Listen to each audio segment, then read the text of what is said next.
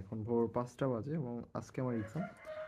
তো আমি আজকে একটা বিষয় শেয়ার করার চেষ্টা করব যে ভোরে পড়া ভালো হয় নাকি রাত জেগে পড়াশোনা করা ভালো, এবং পরীক্ষার আগের রাতে ভোরে পড়া বেটার নাকি রাতে পড়া বেটার, এই বিষয়টা আমার পার্সপেক্টিভ থেকে শেয়ার করার চেষ্টা করব। এমনি টাইমে আমি বেশ রাত জাগি এবং রাত ৪টা ৫টার দিকে ঘুমাই, বাট পরীক্ষার টাইমটা আমি চেষ্টা করি ৯টা থেকে ১০টার মধ্যে ঘুমানোর এবং ২টা থেকে ৩টার মধ্যে উঠে পড়াশোনা শুরু করার। এতে করে আমার যেটা মনে হয় যে পরীক্ষার আগের রাতে তুমি যখন ৩টা ৪টা পর্যন্ত জেগে থাকবা, তখন দেখবা যে ১২টা ১টার পর থেকে তোমার পড়াশোনার খুব একটা এনার্জি থাকে না। এবং সেই টাইমটা আমার কাছে মনে হয়, আমার নিজের পার্সোনালি যেটা এক্সপিরিয়েন্স, যে আমার ওই টাইমটা ওয়েস্ট হয়ে যায়। এবং ওই ২-৩ ঘন্টা যে পড়াশোনা, সেই পড়াশোনা আসলে খুব একটা বেশি কাজেও লাগে না এবং অনেক দুশ্চিন্তা, অনেক চিন্তা ভাবনা মাথার মধ্যে ঘুরতে থাকে।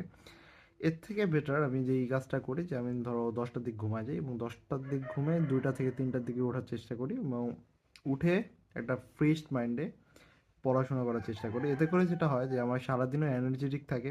আমার সারাদিন আর আলাদাভাবে খুব একটা বেশি টায়ার্ডনেস অতটা বেশিও লাগে না, যতটা না টায়ার্ডনেস লাগতো যে আমি ৪টায় ঘুমাই ৭টায় উঠলে।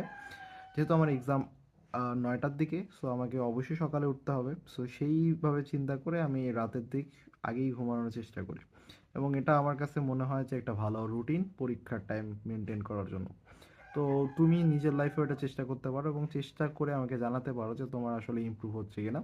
তো কমেন্ট সেকশনে অবশ্যই জানাবা চেষ্টা করে।